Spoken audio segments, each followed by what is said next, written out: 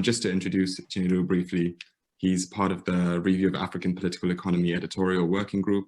He's a member of the Socialist Workers' Party and an affiliate of the Review of African Political Economy. He writes on African politics, popular struggles, and the history of working class resistance on the continent. So welcome, Chinedu. Thanks. If you went to Tanzania in the late 1960s, you would find yourself in the absolute mecca of African liberation. And I say this because Tanzania's first president, Nyerere, and his party TANU, tried to challenge imperialism better than most African leaders. They nationalized the foreign banks and the trading companies, and they allowed almost every single liberation army in Southern Africa to have a base in Tanzania. And so Rodney lives and he teaches in Tanzania from 1969 to 1974. And that's where he writes his most famous book, How Europe Underdeveloped Africa, which is an amazing account of how Western imperialism, through the slave trade and colonialism, basically dragged Africa into poverty.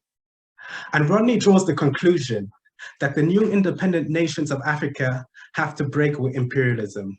Breaking with imperialism is the way out of misery, and it is the true condition for independence. And when you're talking about challenging imperialism like Rodney did, well, you need to ask, of course, what we need to do. But more importantly, you need to ask who should lead the struggle for national liberation? Which class has to lead the fight against imperialism? And I think this is what Rodney does in his other writings and speeches in Tanzania, and even after he leaves Tanzania. And he really invites us to look at the classes in Africa that have been created by colonialism, and also how these classes enter into conflict with each other after independence. And we will see that these classes actually have very different attitudes towards the struggle for liberation in the 1970s. So I'm going to talk you through here how Rodney answers the question, which class should lead the fight against imperialism, by focusing essentially on Tanzania. And I will highlight how Rodney changes his mind on that question. Now, the first class that has the largest focus in Rodney's writings is the class that he calls the Petty Bourgeoisie. And the term refers to the small minority of Africans that were educated under colonialism. They also sometimes can be referred to as the intelligentsia because they're often intellectuals, petty civil servants, army officers, and qualified professionals. All the leaders of the anti-colonial movement in the 1950s and 60s kind of belong to that class. So Nyerere of Tanzania was a teacher with a degree from Edinburgh. Idi Amin was an army man who was trained by the British. And I think Jomo Kenyatta was a civil servant at some point in his life. And this class, you see, has a tricky formation because on the one hand, they're privileged under colonialism. They enjoy a higher standard of living than the masses of the peasants and the workers. But at the same time, they're constantly humiliated and discriminated by the colonizers, who they often have to work for in the towns and the cities. And the Ghanaian revolutionary, Amilcar Cabral, always said, look, my boss was an idiot. I could have done his job with my eyes closed. But at the end of the day, I was Black and he was Portuguese, and that's what mattered for colonialism. But because the petty bourgeoisie is more educated than the masses, they become that section of society that manages to articulate the anger of the masses against the colonial power. And so they form political movements, political parties in the 1950s, and eventually win state power from the colonizers in the 1960s and 70s. And in his first 3 years in Tanzania, Rodney sees two directions that the intelligentsia can take in relation to the struggle against imperialism. And his position is very similar to that of Cabral and Frantz Fanon in that respect. Because on the one hand, he sees the petty bourgeoisie as a bunch of sellouts. It can be a greedy and arrogant class that is happy to receive crumbs from the imperialist power, after independence especially. And you can put people like, I don't know, Kenya's first president, Jomo Kenyatta, and his government in that category. Because Kenya is a classic case of neocolonialism, After independence, Kenyatta does nothing at all to challenge the foreign multinationals. Instead, he gives some land that belonged to the white settlers and some companies that belong to the Asians to members of his own class, African, mainly Kikuyu, who become the new middlemen under imperialism. But on the other hand, Rodney thinks that the petty bourgeoisie can be revolutionary, that it can even play a leading revolutionary role in the struggle. And it can play that leading revolutionary role if it seeks to identify and align itself with the interests of the masses. And Rodney looks to the progressive leadership of people like Samora Machel of Mozambique, who's leading a guerrilla struggle against the Portuguese. But he especially looks at what Nyerere is doing in Tanzania.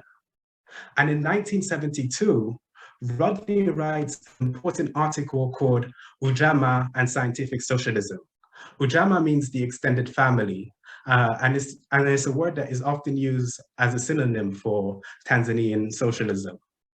And in his article, if you like, Rodney defends the Tanzanian state as the drivers for socialist transformation. And what Rodney first believed here was that in an underdeveloped country like Tanzania, the working class was too small and perhaps too young to play the same revolutionary role as it did in Europe or in Russia, for instance.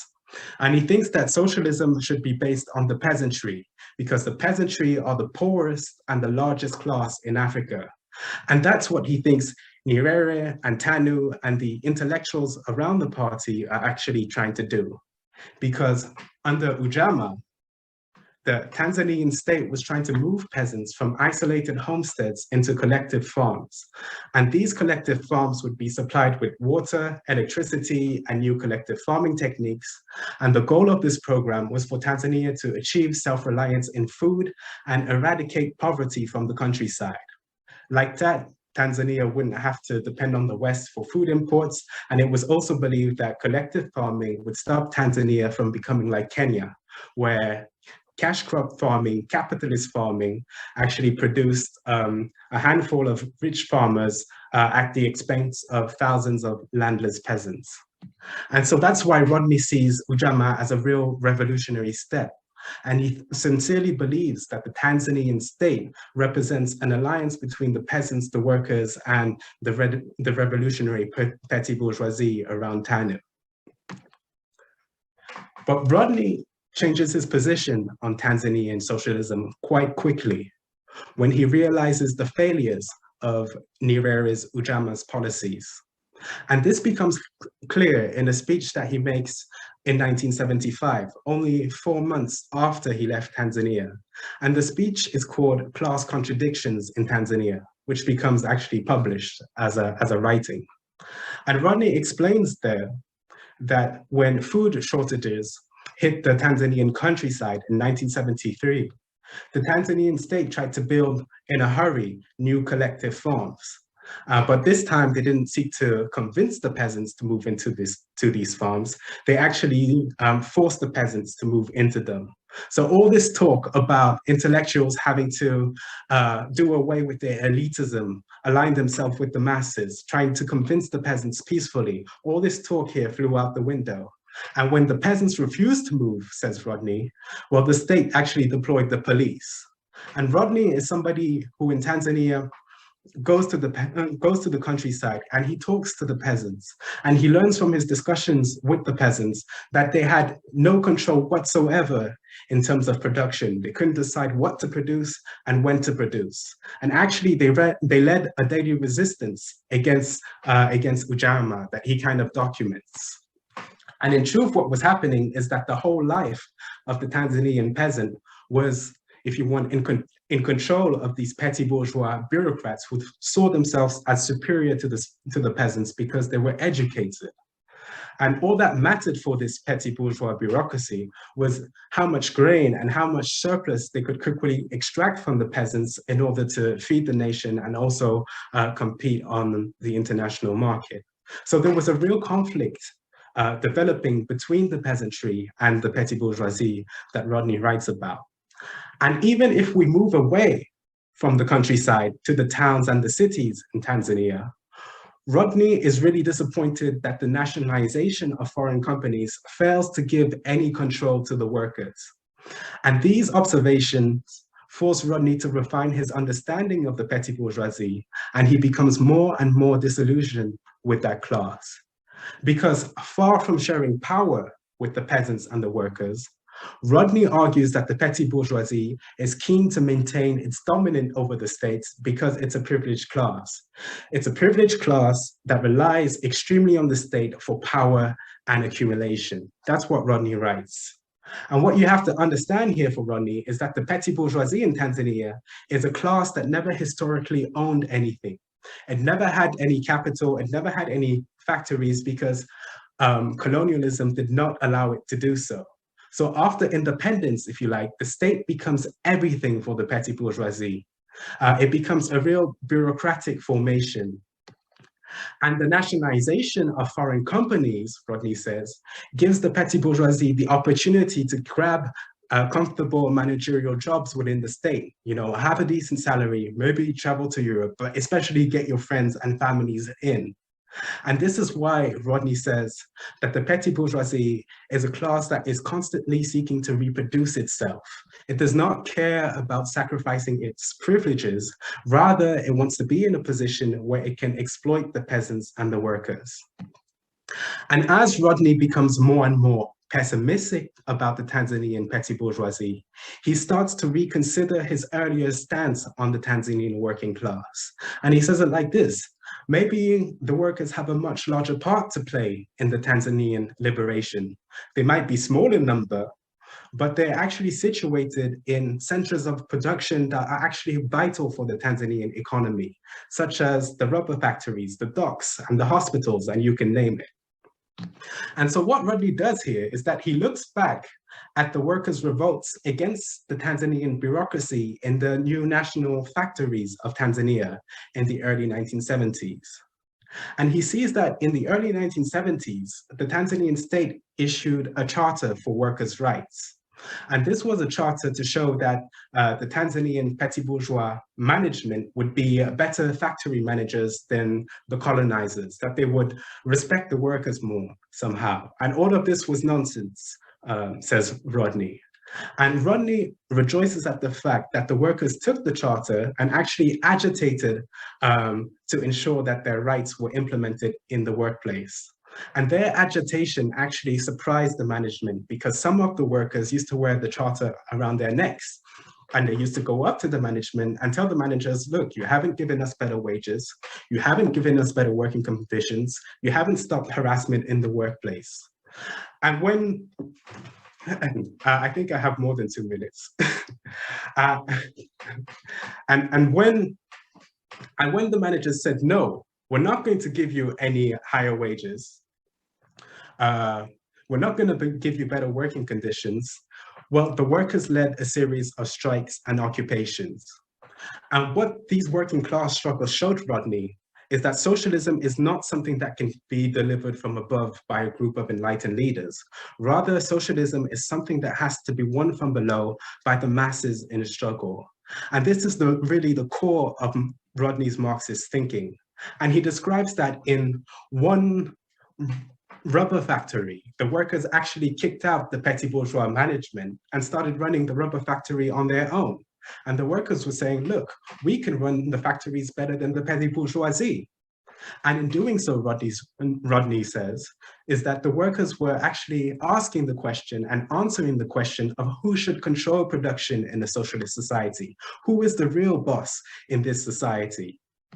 And Rodney says that the Tanzanian petty bourgeoisie eventually crushed these revolts because it challenged their very existence as a class. And so the workers were not just some revolutionary group among others. They actually held the key to a new democratic way of running society. Now, I have 2 conclusions before I end. The first here is that I want to say that intellectuals as individuals can make important contributions to every single revolutionary movement. And that's why we celebrate people like Walter Rodney. That's why we celebrate people like C.L.R. James and etc. But when intellectuals act as a class as they did in Africa in the 1960s and 70s, well then they have a tendency to rise above the masses and manipulate the masses to remain in power. And this is why Rodney becomes very disappointed with the African petty bourgeoisie, even when it appears in its progressive manifestation like in Tanzania. And in 1978, Rodney will go as far as to say that TANU is a party of the petty bourgeoisie completely incapable of leading any socialist transformation. And he was absolutely right on that account. And all you need to do is look at how Tanzania capitulated to the IMF in the 1980s. My second conclusion concerns the workers. You see, I often hear people around me sometimes repeat Frantz Fanon's argument that somehow Marxist theory needs to be stretched or modified when we talk about African politics. And it's somehow the idea that other classes than the workers must lead the African revolution. Of course, every class has a part to play in a revolutionary situation. However, I think that Rodney's understanding of class in Africa and in Tanzania ultimately shows the opposite. It shows that the Tanzanian working class, no matter how small, has a strategic position within the capitalist system which gives it more power than any other group. And when it engages in strikes, and when it uses its ability to stop production and bring down the system, it can propose a new collective way of running society, one that is completely different from the profit-making multinationals and different from the African petty bourgeoisie. And that's why the working class is the class that can pull behind it the radical intellectuals, the peasants, and every single oppressed group in society that has an interest in fighting imperialism and building a society that is free from exploitation. Thank you.